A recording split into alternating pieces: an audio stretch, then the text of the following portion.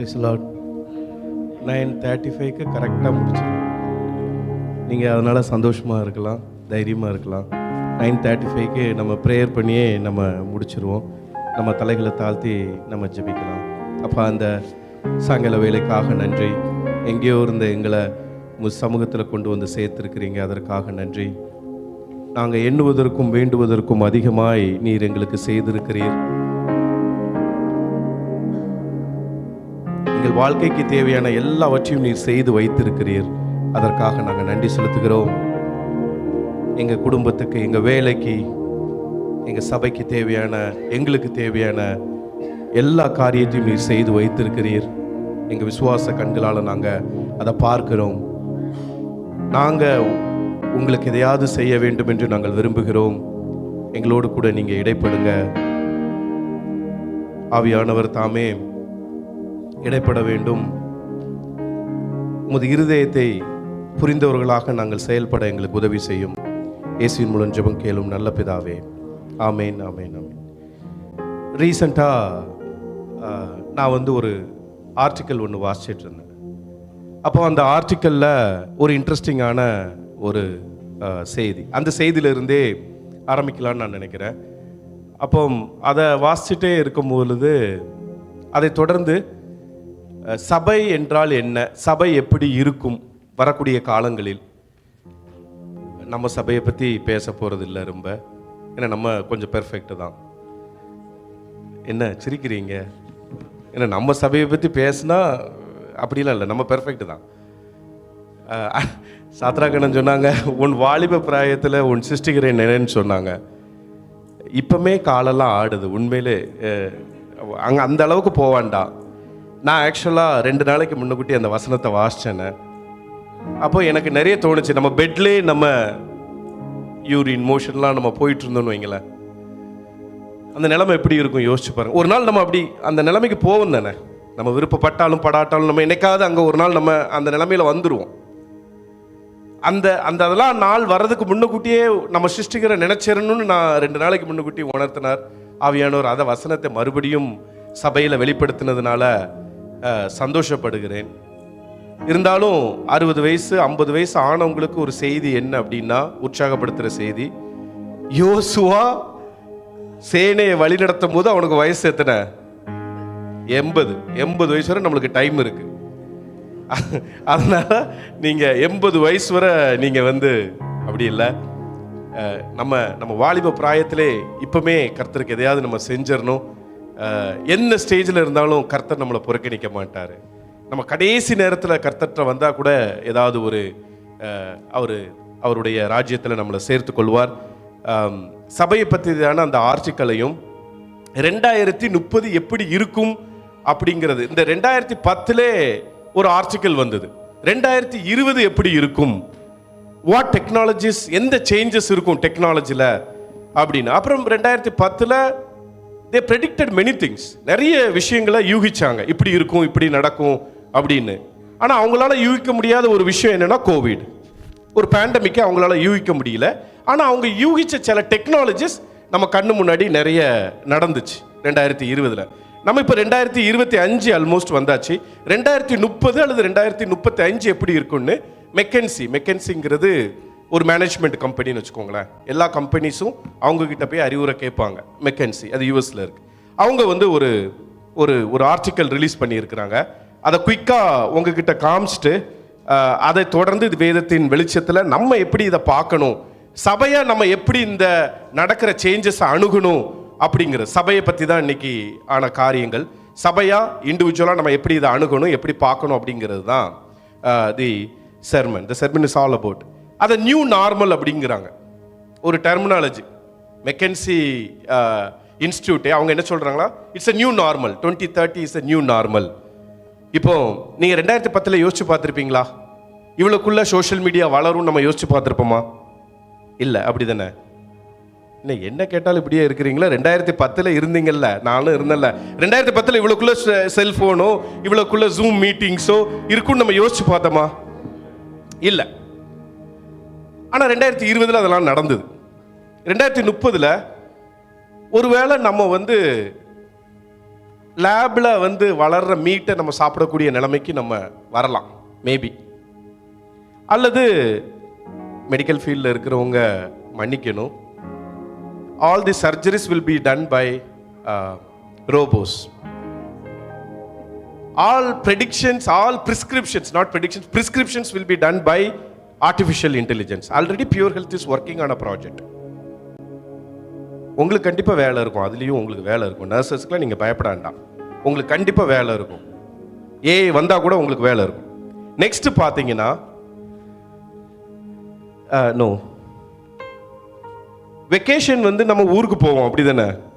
நீங்கள் நினைக்கலாம், என் ஊருக்கு போகிறதுக்கே நான் ரொம்ப யோசிச்சுட்டு இருக்கிறேன், இவன் என்னடானா ஏதோ ஒன்று பேசிகிட்டு இருக்கிறான் அப்படின்னு நீங்கள் நினைக்கலாம்.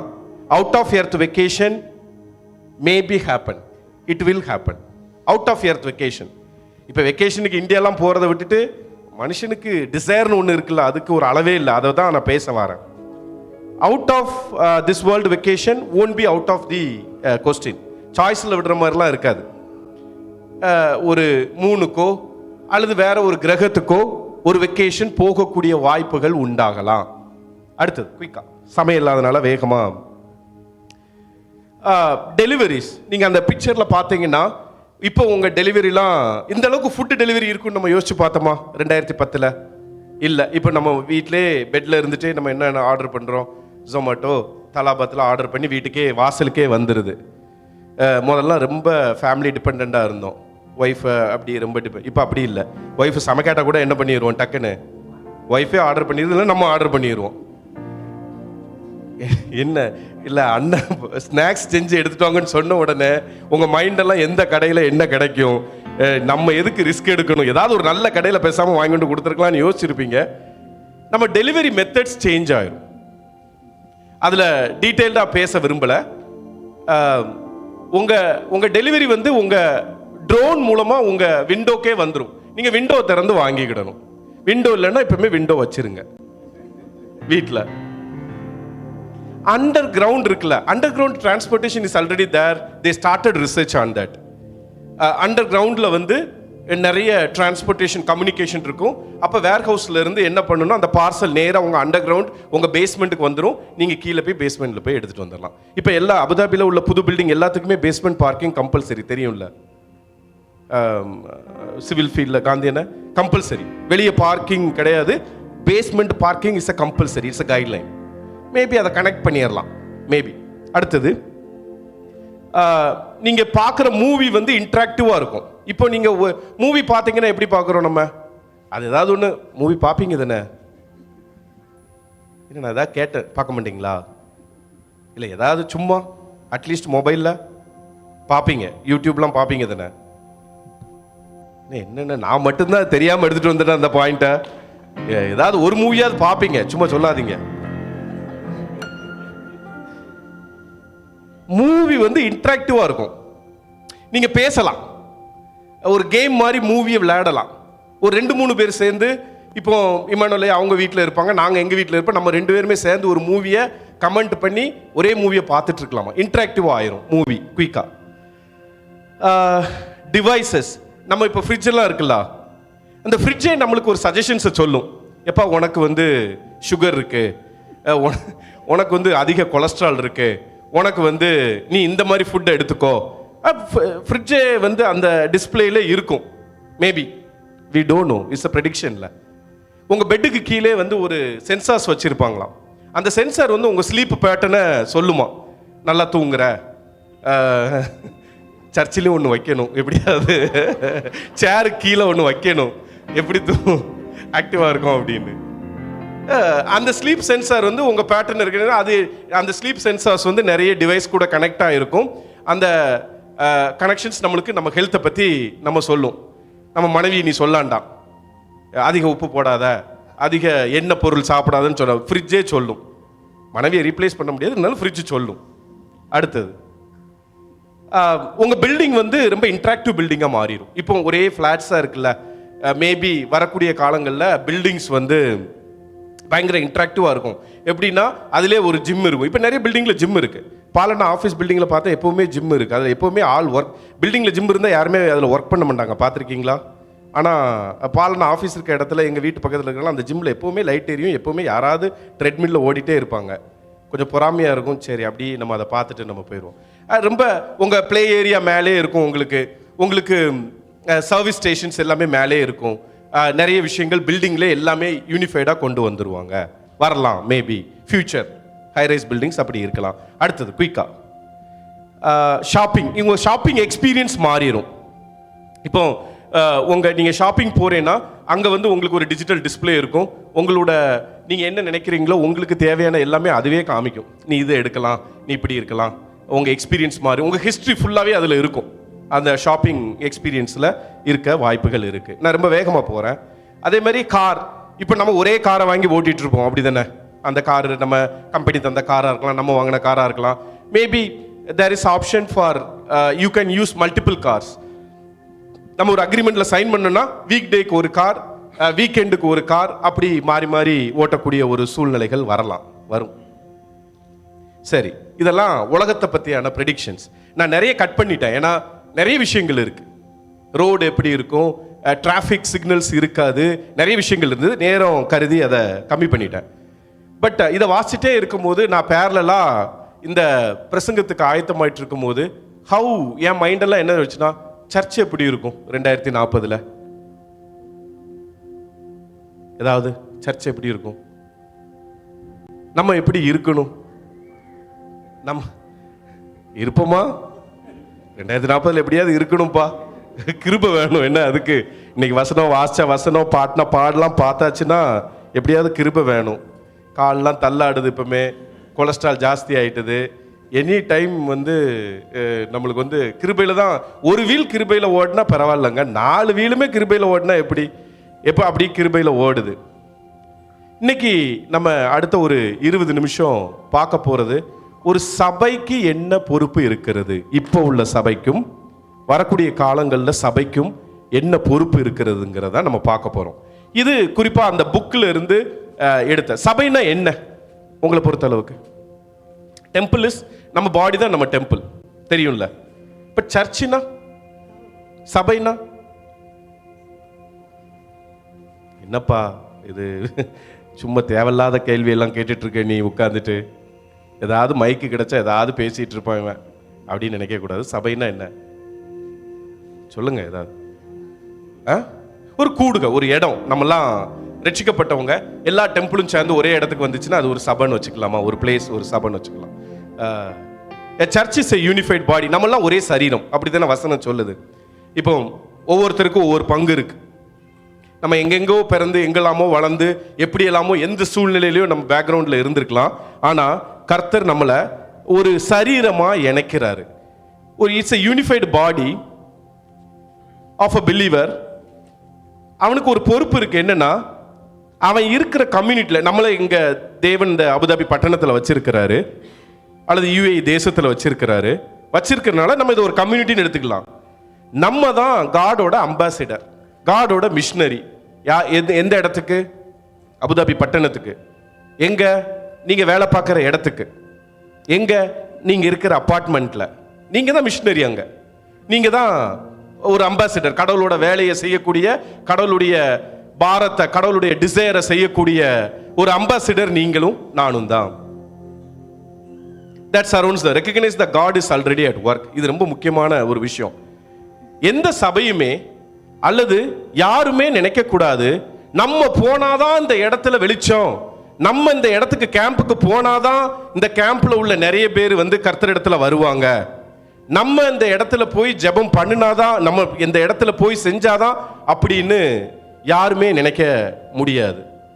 ஏன்னா நம்ம நினைக்கிறதுக்கு முன்னக்கூட்டியே ஆவியானவர் அந்த இடத்துல தன்னுடைய வேலையை தொடங்கி விட்டார்.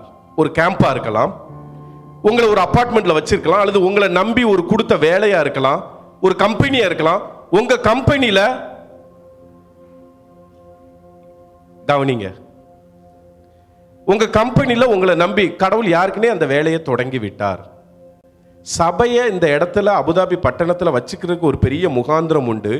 அந்த முகாந்திரத்தை அவர் யாருக்குனே தொடங்கி விட்டார். இல்லைன்னா நம்மளுக்கு எப்படி இந்த இடத்துல ஒரு பெர்மிஷனோட நம்ம ஃப்ரீயா ஆராதிக்க முடியும்? யோசிச்சு பாருங்க, எத்தனை சபைகள் ஒளிஞ்சு ஒளிஞ்சு ஆராதிக்கிறாங்க. எத்தனை சபைகள், நாங்க ஒரு ஹால் பார்க்கறதுக்கு போயிருந்தோம், அந்த டோரை திறக்கும் போதே அவங்க ரொம்ப பயந்தாங்க. யாரு, என்ன வேணும், நீங்க எங்க இருந்து வரீங்க, என்ன வேணும் அப்படின்னு கேட்டாங்க. அப்பதான் நம்மளுக்கு புரிஞ்சது நம்மளுக்கு எவ்வளவு ஃப்ரீடமா நம்ம ஆராதிச்சுக்கிட்டு இருக்கிறோம். இதுதான் சபையோட டெஃபினிஷன். ஆனா சபைக்கு ஒரு பொறுப்பு இருக்கு, ஒரு ரெஸ்பான்சிபிலிட்டி இருக்கு. குறிப்பா ஜெனிசிஸ் நீங்க எடுத்துக்கோங்க, நேரம் இல்லாதனால ரொம்ப வேகமா நம்ம போறோம். 3 பொறுப்பை பத்தி தான், ஒரு ரெஸ்பான்சிபிலிட்டியை பத்தி தான் பார்க்க போறோம். சபைக்கு என்னென்ன பொறுப்பு இருக்கலாம் அப்படிங்கிறத பத்தி தான் நம்ம பார்க்க போறோம். ஜெனிசிஸ் 18 எடுத்துக்கோங்க. இந்த சம்பவம் உங்களுக்கு எல்லாத்துக்குமே தெரியும். ஆதியாகமம் 18 23 26 வரை வாசிங்களேன். அப்பொழுது ஆபிரகாம், ஆதியாகமம் 18 23 26 வாசிங்க சிஸ்டர். அப்பொழுது ஆபிரகாம் சமீபமாய் சேர்ந்து துன்மார்க்கனோடே நீதிமானையும் அழிப்பீரோ. மம்ரேயின் பூமியில தேவன் ஆபிரகாமுக்கு கர்த்தர் ஆபிரகாமுக்கு தரிசனமாகிறார். அந்த தரிசனம் ஆகும்போது ஆபிரகாமுக்கு கர்த்தர் ஒரு காரியத்தை சொல்லுகிறார். அதுக்கு மேல உள்ள வசனத்தை கொஞ்சம் வாசிருங்களேன். கர்த்தர் இன்னொன்னு என்ன தெரியுமா, ஏன் நம்ம ஜெபிக்கணும் தெரியுமா? சபையை நம்ம ஏன் ஜெபிக்கணும்? தேசத்துக்காக. நம்ம தேவைக்கு நம்ம ஜெபிச்சா போதாதா? என் வேலைக்கு, என் குடும்பத்துக்கு, நம்ம சபைக்கு, நம்ம தெரிஞ்ச ஃப்ரெண்ட்ஸுக்கு மட்டும் ஜெபம் பண்ணா போதாதா? நம்ம எதுக்கு தேசத்துக்காக வேண்டி ஜெபிக்கணும்? ஏன் தேசத்துக்கு வேண்டி ஜெபிக்கிறதுனால என்ன கிடைக்க போகுது நம்மளுக்கு? ஏன்னா குறிப்பா 18வதுல மேல 17வது வசனம் வாசிங்கள. அப்பொழுது கர்த்தர் ஆபிரகாம் பெரிய பலத்த ஜாதி ஆவதினாலும், ஆபிரகாமுக்கு அப்ப குழந்தையே கிடையாது, ஆனா கர்த்தர் சொல்ற ஸ்டேட்மெண்ட்டை பாருங்க. அவனுக்குள் பூமியில் உள்ள சகல ஜாதிகளும் ஆசீர்வதிக்கப்படுவதினாலும் நான் செய்ய போகிறதை ஆபிரகாமுக்கு மறைப்பேனோ. நான் செய்ய போகிறதை ஆபிரகாமுக்கு மறைப்பேனோ. You know why we should pray? இந்த அபுதாபி பட்டணத்துக்கு, இந்த UAE தேசத்துக்கு கர்த்தர் செய்ய போறதை கர்த்தர் தன்னுடைய இருதயத்தை வெளிப்படுத்துவதற்கு ஒருவனை தேடிக்கொண்டிருக்கிறார், ஒரு சபையை தேடிக்கொண்டிருக்கிறார். சபைகிட்ட சொல்லாம, உங்ககிட்ட சொல்லாம கர்த்தர் எந்த ஒரு காரியத்தையும், அது அழிவானாலும் சரி ஆசீர்வாதமானாலும் சரி, செய்ய போவது இல்லை. அங்க அப்படிதான். கர்த்தர் எதை அழிக்க, சோதோம் அழிக்க போறாரு. ஆனா யார்கிட்ட சொல்றாரு? ஆபிரகாம் கிட்ட சொல்றாரு. நம்ம பிரேயர் பண்ணணும் இந்த தேசத்துக்காக வேண்டி. நம்ம இந்த தேசத்துல நம்மளுக்கு ஒரு வேலை இருக்கு, அந்த வேலையை கர்த்தர் பார்த்துக்கிடுவார். இதுவரை நடத்தினவர், இன்னைக்கு பாட்டு படிச்சோம், இதுவரை நடத்தினவர் இனிமேல் நடத்த மாட்டாரா? என்ன பயம்? இதுவரை நம்ம குடும்பத்தை பாதுகாத்தவர் இனிமேல் பாதுகாக்க மாட்டாரா? இதுவரை நடத்தி வந்துட்டாரு, இனிமேல் நடத்தாம போயிருவாரா? கைவிட்டுருவாரா நம்மள? இல்ல. தேசத்துக்காக, இந்த பட்டணத்துக்காக நாம் ஜெபிக்க வேண்டும். ஏனென்றால் தேவன் தன்னுடைய இருதயத்தை வெளிப்படுத்துவதற்கு ஒருவனை தேடிக்கொண்டிருக்கிறார், ஒரு சபையை தேடிக்கொண்டிருக்கிறார், ஒரு நபரை தேடிக்கொண்டிருக்கிறார். உங்ககிட்ட சொல்லாம அவர் எதையுமே செய்ய மாட்டார். நம்ம கிட்ட சொல்லாம அவர் அழிக்கவும் மாட்டாரு, ஆசீர்வதிக்கவும் மாட்டார். இங்க நேரம் இல்லாதனால தொடர்ந்து நான் வேகமா போயிடுறேன். சோதோமை அழிக்கணும், ஆனா ஆபிரகாம் ஒரு கெஞ்சிறான் கர்த்தர்கிட்ட. 26 வாசிங்க, 24 வாசிங்க. பட்டணத்துக்குள்ளே ஒரு வேளை 50 நீதிமான்கள் இருப்பார்கள். 50 நீதிமான்கள் இருப்பார்கள். அதற்குள் இருக்கும் அந்த 50 நீதிமான்கள் நிமித்தம் ரட்சியாமல் அந்த ஸ்தலத்தை அழிப்பீரோ. ஒரு 50 நீதிமான் இருந்தா அந்த ஊரே அழிச்சிருவீங்களா அப்படின்னு ஆபிரகாம் கர்த்தரிடத்துல கேட்கிறார். அதுக்கு கர்த்தர் என்ன சொல்லுகிறார் பாருங்க. அதற்கு 26 அதற்கு கர்த்தர் நான் சோதோமில் 50 நீதிமான்களை கண்டால் அவர்கள் நிமித்தம் அந்த ஸ்தலம் முழுவதையும் ரட்சிப்பேன் என்றார். அவர்கள் நிமித்தம் அந்த ஸ்தலம் கர்த்தருக்கு தெரியாதா? கர்த்தருக்கு தெரியுமா தெரியாதா? சோதோம்ல 50 நீதிமான்கள் இருக்காங்களா இல்லையான்னு கர்த்தருக்கு தெரியுமா தெரியாதா? தெரியும். அங்க யாருமே இல்ல, ஊரையே அழிக்கணும் முடிவு பண்ணிட்டார். இருந்தாலும் கர்த்தர் ஆபிரகாமை அல்ல தட்டாம, ஆபிரகாமை இது பண்ணாம, ஆபிரகாம் தன் இடத்துல விண்ணப்பம் பண்ண வேண்டும் என்றும் ஆபிரகாம் தன் இடத்துல ஜெபிக்க வேண்டும் என்று கர்த்தர் விரும்புகிறார். ஒருவேளை இந்த என்ன வேணாலும் நடக்கலாம் அபுதாபிக்கோ UAEக்கோ, ஆனா கர்த்தர் நம்ம ஜெபிக்க வேண்டும் என்று விரும்புகிறார். God knows exactly what he is going to do for Abu Dhabi. God exactly knew what he is going to do for you. God exactly knew what he is going to do for our church, our family. But he still expects us to stand in front of him. Abraham கர்த்தருக்கு முன்னாடி நின்று கெஞ்சினான். அப்பா ஒரு 50 பேர் இருந்தா அந்த ஊரை விட்டுருங்களேன், 25 பேர், 10 பேர் அப்படின்னு கெஞ்சிறான். ஸோ நம்ம மேல விழுந்த கடமை என்ன தெரியுமா? நம்ம சபையா இண்டிவிஜுவலா இந்த தேசத்துக்காக எவ்வளவு நாள் நம்மளுக்காக வேண்டியே ப்ரேயர் பண்ணிக்கிட்டே இருப்போம் சொல்லுங்களேன். நம்ம கவலைக்கு எண்டே கிடையாது. நம்ம தேவைக்கு ஒரு முடிவு என்பதே இல்லை. நம்ம டிசைர் இருக்குல்ல, நம்ம எண்ணங்கள், நம்ம டிசைருக்கு ஒரு முடிவே இல்லை. என்னைக்கு நம்ம சபை நம்ம டிசைரை விட்டுட்டு தேவனுடைய டிசைர், தேவனுடைய ஏக்கத்தை நம்ம என்னைக்கு புரிந்து கொள்கிறோமோ அன்னைக்கு தான் நம்ம மைண்டில் ஒரு வெளிச்சம் வரும். புரியுது இல்லை? நம்ம desire what we will do சொல்லுங்களேன். யூ ஏர்ன் யூ நீங்க சொல்லுங்க, நீங்க அபுதாபில பெரிய டாப் சேலரி வாங்குறீங்க, அதுக்கப்புறம் ஒரு நாள் ரிட்டையர்ட் ஆயிருவீங்க, அதுக்கப்புறம் இன்னைக்கு வாசிச்சோம்ல பிரசங்கில, எது அக்கௌண்ட் ஆகும் கடவுள்கிட்ட?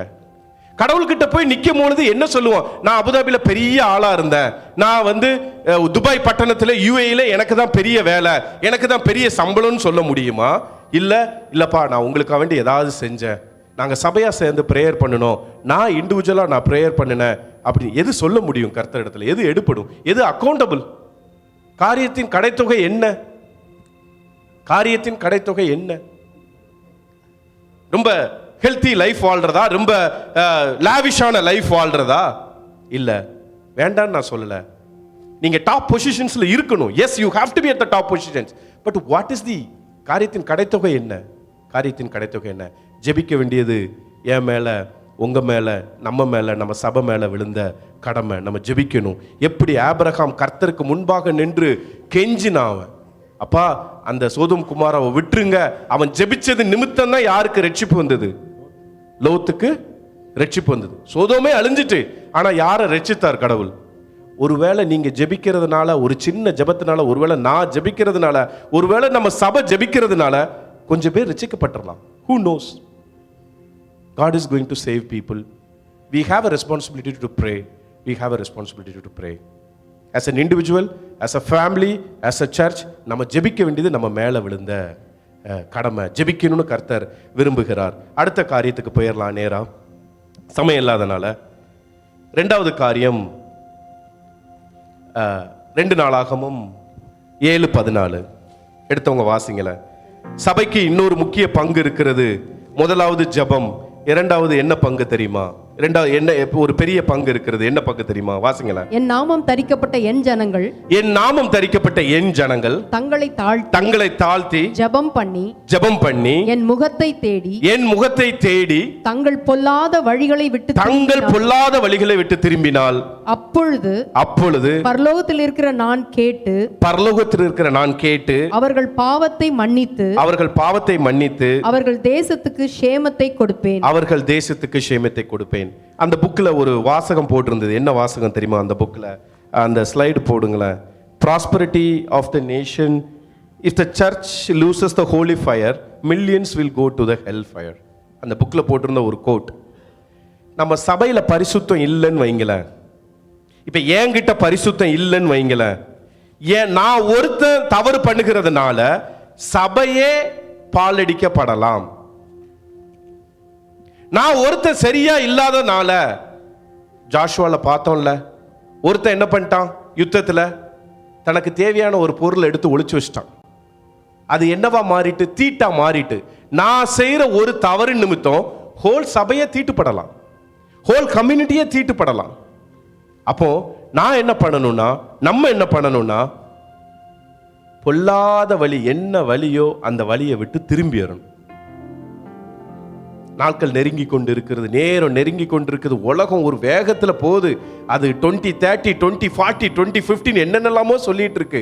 ஆனா சபை தன்னுடைய பரிசுத்தத்தை இழந்துட்டுனா, if the church loses its holy fire, millions or billions will go in hell fire.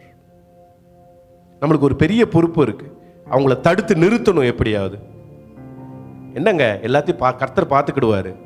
உங்க வேலை தானே, கர்த்தர் பார்த்துக்கிடுவாரு. நீ முதலாவது தேவனுடைய ராஜ்யத்தையும் அவருடைய நீதியும் தேடு, பின்பு இவைகள் எல்லாம் உனக்கு கூட கொடுக்கப்படும். God knows what you want. கர்த்தருக்கு தெரியும் உன் குடும்பத்துக்கு அவர் என்ன செய்யணும்னு தெரியும். எக்ஸாக்டா தெரியும். இன்னும் 10 வருஷத்துல உன் குடும்பம் எப்படி வைக்கணும்னு அவருக்கு தெரியும். நீ கவலைப்பட வேண்டிய, நான் கவலைப்பட வேண்டிய அவசியம் இல்லை. ஆனா நம்ம கவலைப்பட வேண்டிய ஒரு விஷயம் இருக்கு. என்ன தெரியுமா? We should worry about my holiness. You should worry about your holiness. The church should worry about holiness. Holinessனா நீங்க உடனே பரிசுத்தம் அப்படின்னு நினைச்சிடாதீங்க. அடுத்தவங்களை பத்தி தவறா பேசுறதும், அடுத்தவங்களை பத்தி தவறா நினைக்கிறதும், இவன் என்னைய இப்படி பண்ணிட்டான், அவன் என்னைய இப்படி பார்த்துட்டான், இந்த சபையில எனக்கு இதை சரியா, என்னைய கவனிக்கல சரியா, எனக்கு இந்த ஃபுட்டை தரல, அவங்களுக்கு இந்த ஃபுட்டை கொடுத்துட்டாங்க, இந்த மாதிரி சின்ன சின்ன சின்ன விஷயத்துல ஈடுபடுறதும் ஒரு அன்ஹோலி தான். கர்த்தருக்கு அது பிரியமா இருக்குமா? என்னைக்கு கர்த்தருக்கு ஒரு இருதயத்தை நம்ம புரிஞ்சுக்கிட்டோமோ, இந்த சபை புரிஞ்சுக்கிடுறதோ, அப்போ நம்ம கீழே உள்ள காரியத்தை நம்ம பார்க்க மாட்டோம். சபையில என்ன நடக்கு? அவர் என்னை தப்பா பேசிட்டாரு, அதனால நான் வரமாட்டேன். அவர் என்னை தப்பா நினைச்சிட்டாரு, அவர் என்னை அப்படி பார்த்து இருக்க கூடாது, அவர் என்கிட்ட அப்படி பேசி இருக்க கூடாது, அந்த சிஸ்டர் அப்படிதான், இந்த பிரதர் அப்படிதான். எத்தனை காரியங்கள் நம்மளுக்குள்ள இருக்கு. நான் என்னையும் சேர்த்து தான் சொல்றேன். என்னை இப்படி பண்ணிட்டாங்க, என்னை இப்படி சொல்லிட்டாங்க, இவங்க யார் என்னை சொல்றதுக்கு, இவன் யார் என்னை கேட்கறதுக்கு? நம்மளுக்குள்ள எவ்வளவு காரியங்கள் இருக்கு. என்னைக்கு அதுவும் அன்ஹோலி தான் கர்த்தருடைய பார்வையில. நம்ம உண்மையா அன்பா இருக்கிறோமா? நம்ம என்னைக்கு தேவனுடைய திட்டத்தை, தேவனுடைய அந்த ஏக்கத்தை பார்க்கிறோமோ, இந்த உலக காரியம் நம்மளுக்கு பெருசா தெரியாது. அவர் என்னைய கூப்பிட்டு அடிச்சா கூட நான் திருப்பி வருவேன் சந்தோஷமா. நம்ம கீழே பார்த்துக்கிட்டு இருக்கிற ஒரே காரணத்தினாலதான் நம்மளால மன்னிக்க முடியல. என்னால மன்னிக்கவே முடியல ஒரு ஆளை. ஏன்? நான் கீழேயே பார்த்துட்டு இருக்கிறேன். என்னைக்கு தேவனுடைய இருதயத்தை நான் புரிஞ்சுக்கிட்டனோ, என்னைக்கு தேவனுடைய ஏக்கத்தை நான் புரிஞ்சுக்கிட்டனோ, அன்னைக்கு என்ன தெரியுமா? நம்ம ஜெபம் மாறும், உங்க வேலை இடம் மாறும், நீங்க வேலைக்கு போகக்கூடிய விதம் மாறும், உங்க குடும்ப வாழ்க்கை இனிக்கும், சபை பெருகும். நம்மளுக்குள்ளே அப்படியே இங்கே சுத்திக்கிட்டு அவர் என்னை அப்படி பண்ணிட்டாரு, இவர் என்னை இப்படி பண்ணிட்டாரு, அதை வச்சே அந்த வீக் ஓடிட்டுன்னு வைங்களேன். கர்த்தருடைய இருதயத்தை நம்ம எப்போ புரிஞ்சுக்கிடுறது? we have to leave all these things. இந்த சின்ன சின்ன விஷயங்களை விட்டு விட்டு நம்ம கர்த்தருடைய இருதயத்தை பார்க்க ஆரம்பிச்சிட்டோன்னா, கர்த்தர் இருதயத்தை இந்த 2 நாளாகமத்தில் அதை வாசிங்களேன். கர்த்தருடைய கண்களும் கர்த்தருடைய செவிகளும் மாத்திரம் ஒரு சபையில இருப்பதில்லை, கர்த்தருடைய இருதயமும் ஒரு சபையிலே இருக்கிறது. 2 நாளாகமம் 7. நாமம் இந்த ஆலயத்தில் என்றென்றைக்கு இருக்கும்படி, என் நாமம் 16வது வசனம், என் நாமம் இந்த ஆலயத்தில் என்றென்றைக்கும் இருக்கும்படி நான் இதை தெரிந்து கொண்டு பரிசுத்தப்படுத்தினேன். என் கண்களும் என் இருதயமும் என்னாலும் இங்கே இருக்கும். எப்போ ஏஆர்சியில கர்த்தருடைய இருதயம் இருக்குமா? சொல்லுங்க. அவருடைய கண்ணும் அவருடைய செவியும் மட்டும்தான் அங்க இருக்குமா? நமக்கு என்ன ஜெபம் கேட்டாலும் நம்மளுக்கு ஆன்சர் வந்துடணுமா? இல்ல, அவருடைய இருதயமும் நம்ம மத்தியில் இருக்க வேண்டும்.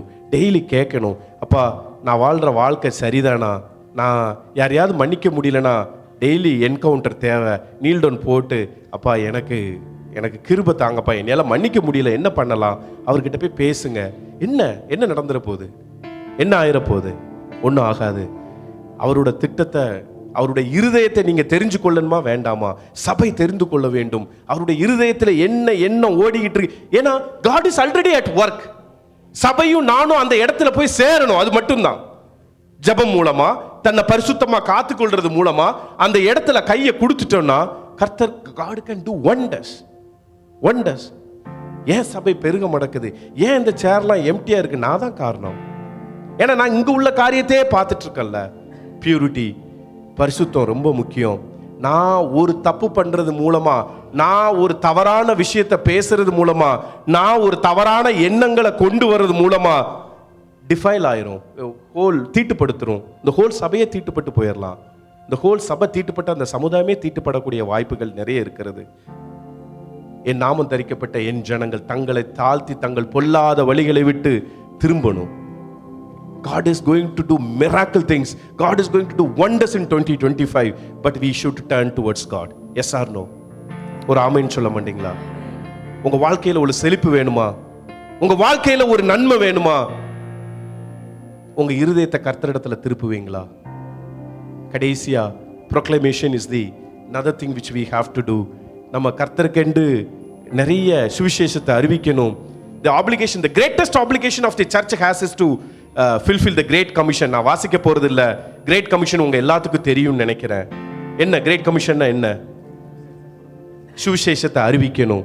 எப்படியாவது நான் பெற்ற இன்பத்தை, நான் பெற்ற நன்மையை எப்படியாவது கொஞ்சம் பேருக்கு சொல்லிடணும். இது பண்டிகை காலம், இது பண்டிகை காலம். இந்த காலத்தை பயன்படுத்தி வீட்டில் இருந்துடாதீங்க. வீட்டுக்கு கேரல் வந்துட்டா எல்லாம் முடிஞ்சிடாது. நீங்க வெளியே வரணும் வீட்டை விட்டு. உங்களுக்கு பக்கத்துல இருக்கிற அந்நிய ஜனங்களை எப்படியாவது கிறிஸ்துவ இந்த கிறிஸ்துமஸை பயன்படுத்தி சொல்லணுங்கிற ஒரு வைராக்கியம் உங்களுக்கும் எனக்கும் வேணும். ஒரு ஒரு ஒரு கை நீட்டுங்களை சபை செய்யற காரியத்துல. ஆதி அப்போஸ்தல காலத்துல அபிஷேகம் அவங்களுக்கு மாத்திரம் இல்லை. இது என்ன ரொம்ப தொட்டுது. on the day of Pentecost the purses of early disciples were also baptized. ஞானஸ்தானம் ஆவியினால மாத்திரம் அல்ல, நம்ம கொஞ்சம் செலவும் பண்ணணும். என்ன ஆயிரப்போகுது? கர்த்தர் உங்களுக்கு தந்திருக்காருலா, கொஞ்சம் உங்க கையை எக்ஸ்டெண்ட் பண்ண மாட்டீங்களா? நீங்க என்னைக்கு கர்த்தரோட இருதயத்தை புரிஞ்சுக்கிடுறனோ அன்னைக்கு லைஃபே மாறும், இனிமையா மாறும். you know what the joy is with to walk with God. என்ன சந்தோஷம் தெரியுமா? என் வேலையில நான் பார்த்த பார்வை வேற, என் வேலையை நான் இப்ப பார்க்கிற பார்வை வேற, என் சபையில என் கூட இருக்கிற சகோதரன் நான் பார்த்த பார்வை வேற. இப்போ கர்த்தருடைய இருதயத்தை அறிஞ்சு கொண்ட பிறகு, அவருடைய ஏக்கத்தை தெரிந்து கொண்ட பிறகு நான் பார்க்கிற பார்வை வேற. நம்ம எந்திரிப்போமா? நம்ம ஜெபிக்க போறோம், ஜெபிச்சு முடிக்க போறோம். யாரும் வேடிக்கை பார்க்காண்டா, கண்களை மூடினவர்களாக. let us leave all the petty things. சின்ன சின்ன விஷயத்தை விட்டுருவோமா? கர்த்தர் அதுல பிரியப்பட மாட்டார் சகோதரா. கர்த்தர் அதுல பிரியப்படல சகோதரி. கேப்பீங்களா? இன்னைக்கு ஒரே ஒரு கேள்விதான். அப்பா, உங்க இருதயத்தை எனக்கு சொல்லுங்க, உங்க ஏக்கம் என்னப்பா? அதை எப்படியாவது நான் செய்வேன்ப்பா. என் வாழ்க்கை கம்மிதான், நான் கொஞ்ச நாள் தான் உயிர் வாழ்வேன். ஆனா அந்த நான் வாழ்ற வாழ்க்கையில கொஞ்ச நாள் நான் உயிரோட இருந்தாலும் அதை எப்படியாவது செஞ்சுட்டு நான் மறைஞ்சிருவேன். என்னைக்கு என் கடைசி நாட்கள்ல நான் பெட்ல படுக்கணும், அப்ப நான் சந்தோஷமா படுத்திருக்கணும். ஒரு ஏக்கத்தோட படுக்க கூடாது. உமது ஏக்கத்தை செய்து முடித்தவனாக நான் பெட்ல படுக்கணும்ப்பா. எல்லாரும் கண்களை மூடினவர்களாக. நீங்க தான் எல்லாமே, ஏக்கந்தான் எல்லாமே. நீங்க தான் எல்லாமே, ஏக்கந்தான். அவரோட ஏக்கம் தான் எல்லாத்துக்கும் முக்கியம். சித்தம் செய்யணுமே, செய்து முடிக்கணுமே. சித்தம் செய்யணுமே, செய்து முடிக்கணுமே. நீங்க தான் எல்லாமே, ஏக்கந்தான் எல்லாம். எல்லாரும் கேட்பீங்களா? நீங்க தான் எல்லாம். கண்களை திறந்து நீங்க வேடிக்கை பார்க்காண்டா. We have another 4 minutes to pray, 5 minutes to pray. கரங்கள் பிடித்தவரே கைவிட்டு விடுவீரோ? கரங்கள் பிடித்தவரே கைவிட்டு விடுவீரோ? இதுவரை நடத்தி வந்த எபினேசர் நீதானையா, இதுவரை நடத்தி வந்த எபினேசர் நீதானையா. சித்தம் செய்யணுமே, அப்படியே கண்களை மூடினவர்களாக எல்லாரும் ஜெபிக்க. கொஞ்ச நேரம் ஆவியில நிரம்பி கொஞ்ச நேரம் ஜெபிப்பீங்களா? அந்நிய பாஷை பேசுறவங்க பேசுவீங்களா? நீ விசுவாசித்தா தேவனுடைய மகிமையை காண்பாய். முடிக்கணுமே, சித்தம் செய்யணுமே, செய்து முடிக்கணும். வாழ்கிறது ஒரே ஒரு வாழ்க்கை தான். கொஞ்ச நேரம் ஜெபிப்பீங்களா? கொஞ்ச நேரம் இருதயத்தின் ஆழத்திலிருந்து நன்றி சொல்வீங்களா? அப்பா, இதுவரைக்கும் நடத்தி வந்தீரே. கொஞ்ச நேரம் வேடிக்கை பார்க்காதீங்க. இன்னொரு 3 நிமிஷம் தான், இன்னும் 3 நிமிஷம் தான். You know what is the greatest thing in life? To know the God of your creator. உன்னை படைத்தார் அல்லவா?